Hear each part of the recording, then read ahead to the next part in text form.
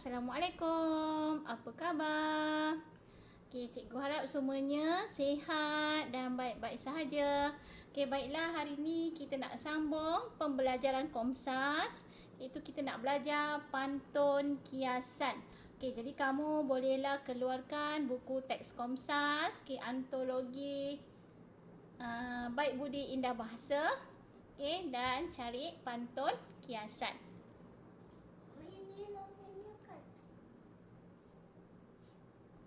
Okey, sebelum kita teruskan, kita tengok dulu apa objektif pembelajaran dan kriteria kejayaan.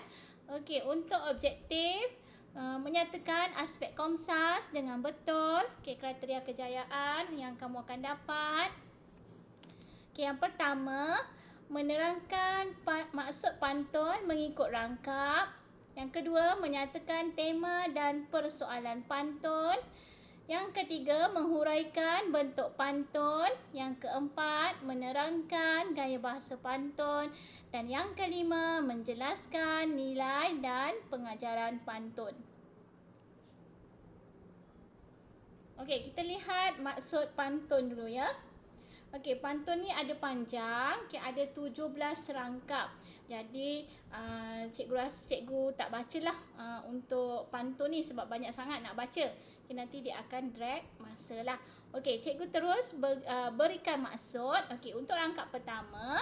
Okey, sebelum tu, macam mana kita nak cari maksud pantun? Okey, pantun 4 kerat. Okey. 2 baris pertama, baris 1, baris 2 adalah pembayang. Baris 3, baris 4 ialah maksud. Jadi, nak cari maksud, baca berkali-kali dekat baris 3 dan baris 4. Okey, di situlah maksud dia. Okey. Jadi, kita tengok dulu rangkap pertama. Maksudnya, barang yang lama yang masih berguna, usahlah terus dibuang. Sebaliknya, disimpan kerana dalam keadaan tertentu, barang itu mungkin ada kegunaannya. Okey, kita boleh kitar semula. Kita juga mungkin boleh jual pre-love dengan harga yang murah-murah, yang munasabah lah. Okey, kemudian, rangkap kedua. Maksud dia, jika kita merantau, amalkanlah sikap merendah diri supaya kehadiran kita disenangi oleh orang lain.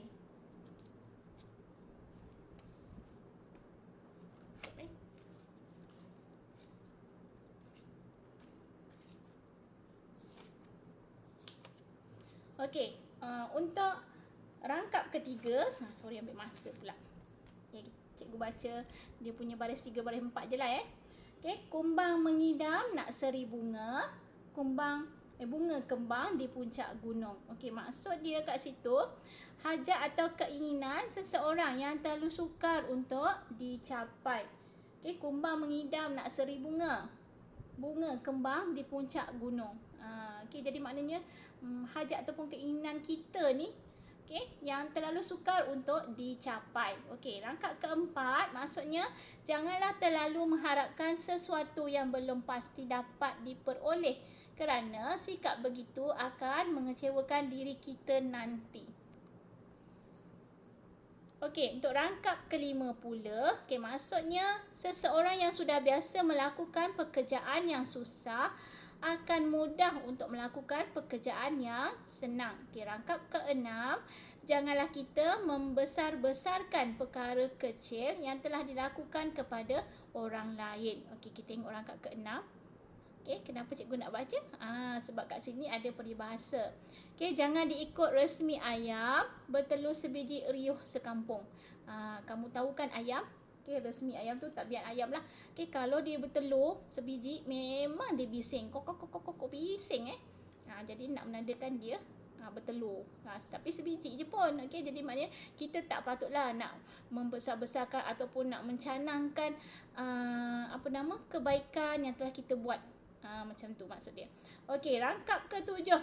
Anak sungai lagi berubah, ini kan pula hatinya orang. Okey, maksudnya hati manusia memang sering berubah mengikut masa dan suasana. Okey, rangkap ke-8, hujan ribut, gunung terbakar, embun setitik padam apinya. Okey, sedikit kebaikan yang dilakukan dengan penuh keikhlasan yang mampu memadamkan segala keburukan. Okey, ataupun makna yang lain, kesabaran dalam diri kita Okey, akan dapat mengelakkan kemarahan yang akan memusnahkan diri kita. Okey.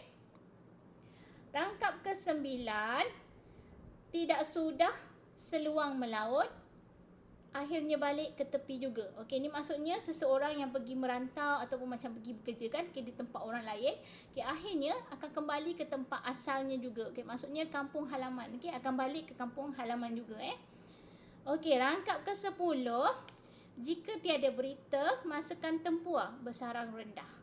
Okey, maksudnya setiap perkara yang berlaku pasti ada sebab-sebabnya. Okey, rangkap ke-11, hajat hati nak peluk gunung, apakan daya tangan tak sampai. Okey, maksud dia tidak mendapat sesuatu yang dihajati kerana kemampuan diri yang terbatas. Okey, rangkap ke-12, kalau kail panjang sejengkal, usah lautan hendak diduga. Okey, jika kemampuan kita terhad ataupun sikit, usahlah melakukan sesuatu perkara yang besar dan terlalu mencabar. Okey, rangkap ke-13, adakah gila bagimu tuan? Burung terbang dipipiskan lada. Okey, maksudnya perbuatan bersiap sedia untuk menikmati hasil yang belum diperoleh ialah perbuatan yang tidak berfaedah. Okey, rangkap ke-14, air dalam kapal tak hanyut, kononlah pula kemarau panjang. Maksudnya pekerjaan yang sukar dilakukan ketika waktu senang akan menjadi lebih sukar ketika waktu susah. Okey, rangkap ke-15, gila apakah ikan di laut? Mengidamkan umpan di kaki gunung. Mengharapkan agar sesuatu yang mustahil dapat dimiliki. Itu maksudnya. Okey, rangkap ke-16, nyawa menangis di pintu kubur, hendak pulang ke dalam dunia. Okey, maksud dia menyesali perbuatan buruk yang dilakukan semasa hidup dan ingin kembali ke dunia untuk membaiki kesalahan tersebut. Na'udzubillah min zalik lah. Jadi kalau boleh yang masih hidup, sebaik-baiknya kita perbanyakkanlah amal ibadat, kebaikan, yang boleh kita lakukan. Okey, dan yang akhir, hilir berderap, mudik berderap, patah galah haluan perahu. Sungguh laksana bunga dedap, cantik merah tidak berbau. Okey, maksud dia seseorang yang cantik tetapi tidak berbudi dan beradab. Okey, maaf ada gangguan sedikit tadi ya. Okey, kita teruskan. Okey, kita tengok pula tema dan persoalan pantun ini. Okey, tema pantun ini ialah tentang sindiran terhadap pelbagai ragam manusia dalam kehidupan sehari-hari yang ada kalanya tidak rasional. Okey, kita lihat pula persoalan pantun. Okey, yang pertama, kalau ikutkan sebenarnya ada banyak persoalan dalam pantun ini. Sebab pantun ini pun ada 17 rangkap. Jadi, cikgu bagi 6 sahajalah. Okey, yang lain tu kamu boleh fikirkan. Okey, yang pertama, berhati-hati dalam melakukan sesuatu perkara. Yang kedua, sikap merendah diri. Yang ketiga, kepentingan, keyakinan diri. Yang keempat, persoalan mengukur kemampuan diri terlebih dahulu sebelum melakukan sesuatu perkara. Yang kelima, persoalan tentang menyesali sesuatu perbuatan. Okey, dan yang keenam, persoalan tidak semua hajat mampu dimiliki. Okey, kita lihat bentuk pantun.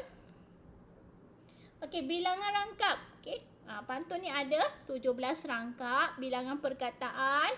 Okey, 3 hingga 5 patah kata sebaris. Okey, ni kita kena kira lah. Okey, mana setiap baris. Okey, kita cari yang mana sikit. Okey, dan yang mana paling banyak. Okey, 3 paling sikit, 5 tu paling banyak. Okey, bilangan suku kata sama juga konsep dia. Macam mana nak cari dia dalam sebaris. Mana setiap baris tu kena kira Okey, 8 hingga 11 suku kata sebaris. Okey, seterusnya bilangan baris. Okey, pantun ni pantun 4 kerat. Jadi 4 baris setiap rangkap. Okey, kemudian rima akhir. Okey, rima akhir ialah ABAB ataupun abab. Okey, kecuali rangkap ke-14 iaitu ABAC. Okey, abab ni macam kamu sudah ketahui. Okey, tapi cikgu ulang lagi.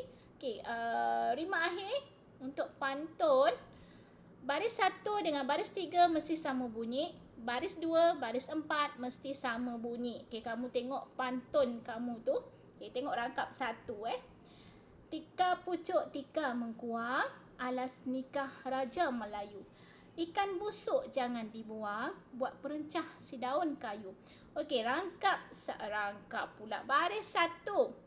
Okey, mengkuang, baris 3 dibuang. Sama. Okey, sama bunyi A. Okey, kemudian Melayu kayu. Okey, sama bunyi kan, jadi kita letak B. Okey, kecuali rangkap ke-14 dia lain sikit kat situ.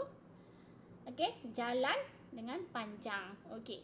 Kemudian bentuk terikat. Okey, kenapa terikat? Okey, pantun dia memang terikat sebab bilangan baris.